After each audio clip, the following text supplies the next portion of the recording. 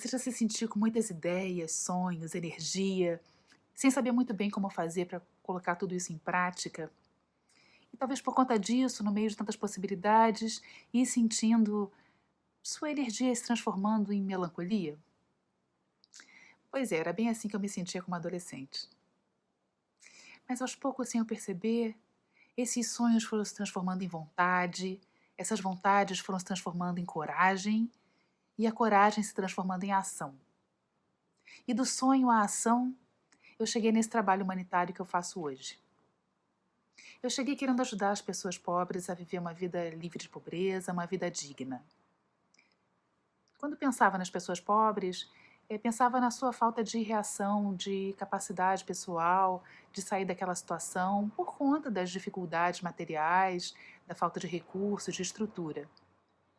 E pensava que a melhor forma de ajudar era chegar com uma solução pronta, de ter um plano para que rapidamente se pudesse superar aqueles problemas. Eu tinha isso como certo, até que no começo do trabalho, numa das reuniões, um dos diretores compartilhou uma história que aconteceu com ele, que me tocou profundamente e que passou a moldar o meu olhar para frente. Ele contava que recém-formado, assim, foi trabalhar no interior da Argentina para um projeto de desenvolvimento comunitário para uma comunidade de origem indígena, uma comunidade campesina. E um projeto voltado para desenvolvimento de renda para aquela população superar aquelas condições vulneráveis. E esse trabalho não avançava, não conseguiram fazer quase nada, e ao chegar ao final do termo do projeto, não tinham praticamente resultados. E resolveram, então, muito frustrados, encerrar as atividades e ir embora. Enquanto se organizavam para sair, frustrados aí, reclamando de como as pessoas não querem mudar, que falta de vontade e que decepção tudo isso, um senhor local se aproximou e falou para eles assim: não se pode ajudar os vivos sem antes ajudar os mortos. E explicou que ali naquela comunidade, para eles, nas suas tradições, respeitar os antepassados era uma coisa muito importante. E eles tinham o cemitério mais arruinado da região. Quando recebiam visitas, se sentiam muito envergonhados. Mas não era porque eles não cuidavam da memória deles, eles não tinham os meios de fazer isso.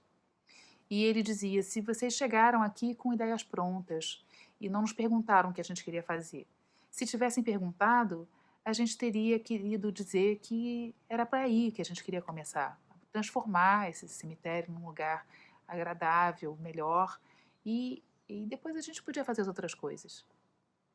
E essa história me tocou profundamente, fiquei com ela na memória.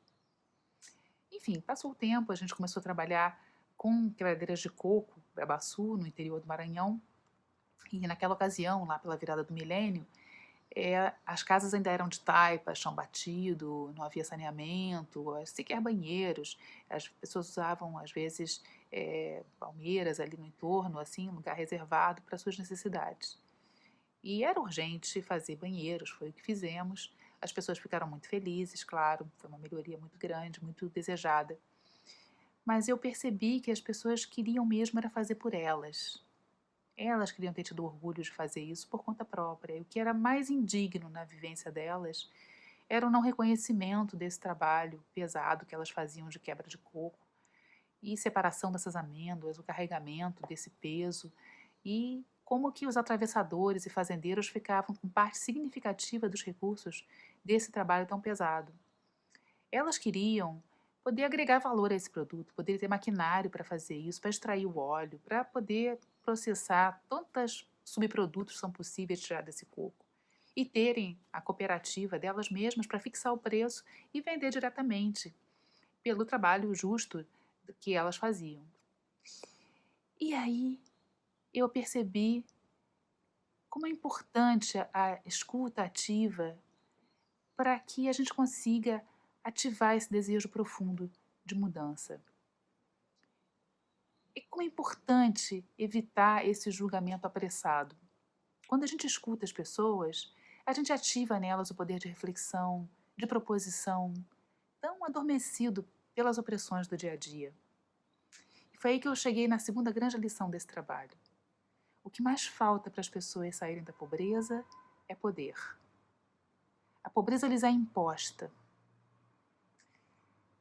preciso ativar nelas esse poder de sair dessa situação, de poder escolher. E o poder tem duas dimensões: capacidades e oportunidades. É preciso desenvolver as capacidades para criar oportunidades onde as pessoas tenham escolhas. É tão limitante ter capacidades sem oportunidades, quanto ter oportunidades sem capacidades para usufruí-las.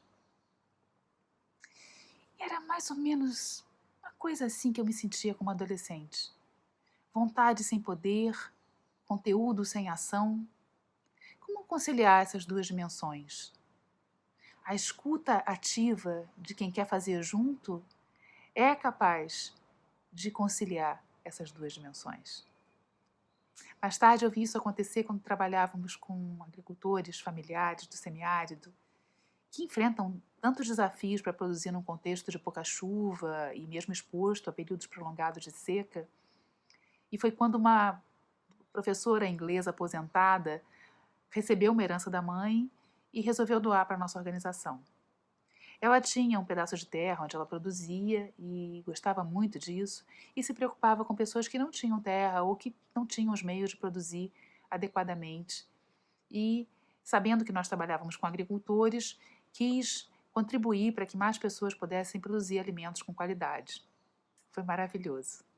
Esse encontro desse gesto tão solidário com o nosso olhar atento fez crescer durante 3 anos uma rede de agricultores em 9 estados brasileiros, podendo viajar, trocar experiências, registrar seus conhecimentos, aprender uns com os outros, ensinar sobre suas soluções.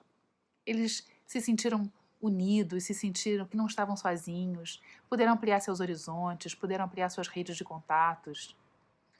Foi uma oportunidade que aprofundou capacidades e o poder de fazer mais. Eu aprendi e aprendo tanto com esses agricultores desejosos de experimentar, de trocar uns com os outros essas experiências, de prestar atenção à natureza, de produzir em consonância com ela. E nessa troca, fazer crescer essa forma de produzir e de viver que se chama agroecologia. Esses agricultores agroecológicos, agora, durante a pandemia, estão levando os alimentos das suas produções para famílias vulneráveis que perderam emprego e renda por causa do coronavírus. Ao longo desses 20 anos, eu vi também a importância da escuta para fazer boas políticas públicas.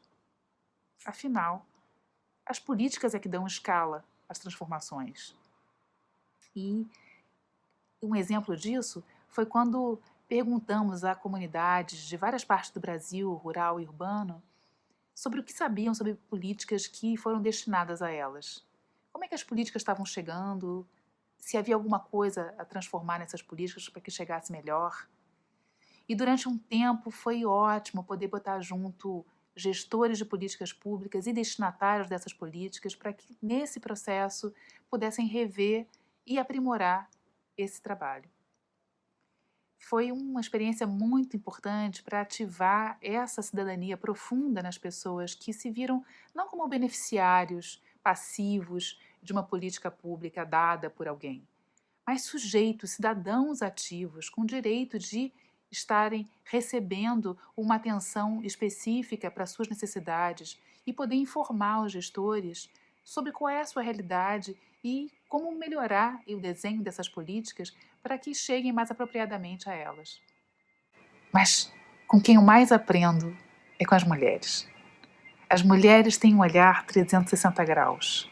Elas pensam em todo mundo. Eu vi ações incríveis sendo lideradas por elas. Quando nos propusemos a juntas pensar soluções para uma cidade mais segura para as mulheres, elas apontaram as vulnerabilidades vivenciadas nos serviços públicos de má qualidade e corajosas caminharam por vielas e ruas escuras com velas e lanternas para chamar a atenção dessa situação e o potencial de violência e mesmo as histórias de violência vividas por causa disso. Elas conseguiram compromissos do poder público em várias localidades. Em Heliópolis, em São Paulo, por exemplo, essas mulheres conseguiram que o poder público se comprometesse e implementasse a iluminação com lâmpadas de LED para todo o território de 1 milhão de metros quadrados da comunidade, beneficiando todas as pessoas. Mais recentemente, tenho trabalhado com mulheres agricultoras para uma campanha de sensibilização pela importância da divisão justa do trabalho doméstico. E isso surgiu de um processo assim que parecia não estar muito relacionado com o assunto. Nós queríamos aumentar a adesão das agricultoras às chamadas de assistência técnica rural. E mapeamos com elas as experiências delas, onde elas estavam produzindo pelo país, o conteúdo dessa produção.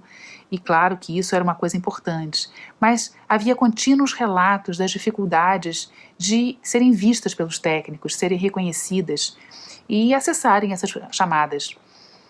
Então a gente pediu que elas dramatizassem para que a gente entendesse mais na prática assim como é que funcionava o problema. E foi impressionante ver em todas as apresentações o impeditivo comum sendo a sobrecarga do trabalho doméstico e o não reconhecimento delas como trabalhadoras, nem dentro nem fora de casa. Esse trabalho invisível do dia a dia, infinito da casa, que fica só com elas, que não é compartilhado por mais ninguém, e além de todo o trabalho que elas faziam na terra, na propriedade. Esses técnicos simplesmente não viam essas mulheres, eles iam a campo, conversavam com os maridos, considerados os proprietários, os donos e os produtores, e essas mulheres ficavam ali na casa, mesmo no quintal, mas como uma pessoa que vai servir um café, enfim, né? Ajudante do marido. Foi muito importante a gente abrir esse espaço de escuta para poder desenhar um processo de sensibilização que fosse tão apropriado por elas, para um assunto que era comum a todas elas. A gente podia ter proposto um outro caminho e teria sido também, talvez, uma coisa importante, mas não teria sido tão apropriado. Aí sentamos juntas para desenhar materiais de comunicação que elas pudessem levar para dialogar com suas famílias, para dialogar com esses técnicos e até levar ao conhecimento dos consumidores que compravam os produtos das feiras onde elas vendiam sua produção. São tantos exemplos que eu aprendo nesse processo dessa troca tão intensa. Mas o que mais aprendo no trabalho que faço é identificar as causas profundas dos problemas e encontrar aquele ponto comum por onde todos os envolvidos estão dispostos a começar. Como um mural que se vai pintando com várias mãos, se parte de diferentes lugares, mas que vai chegar numa visão comum. E aprendi como é importante, para que a transformação de fato aconteça, respeitar os tempos de cada um, pintar esse mural e nos acompanharmos bem nessa jornada. Agora, nesses tempos de pandemia, todos se perguntam como estamos, como vamos sair dessa situação. E são tantos os exemplos à nossa volta de como cuidar bem do planeta e estender bem esse bem-estar para todas as pessoas. São práticas de agricultura sem veneno, de economia solidária, de manejo sustentável dos produtos da floresta, de gestão de recursos hídricos adaptados ao ambiente, como as cisternas, construídos coletivamente, de forma participativa. São jovens mobilizados nos territórios por ações de defesa da vida, que têm sido as respostas solidárias mais eficazes nesse momento e nos mostrado um caminho concreto e possível de viver e produzir. É hora de rever os caminhos, de pensarmos juntos soluções para o futuro. Vendo tantas energias e ideias vindas das comunidades, de quem está em ação por um mundo melhor, eu me lembro da minha vontade de ação na adolescência, que eu falava lá no começo. É uma energia que a gente alimenta num fluxo, emprestando nosso poder, recebendo do outro, para nos ouvirmos e fazermos juntos. Vivencio na prática todos os dias, digo a vocês, que através da ação conjunta e da escuta profunda, é possível derrubar preconceitos, conhecer e transformar realidades e superar as injustiças. É possível construir um mundo melhor para todas as pessoas.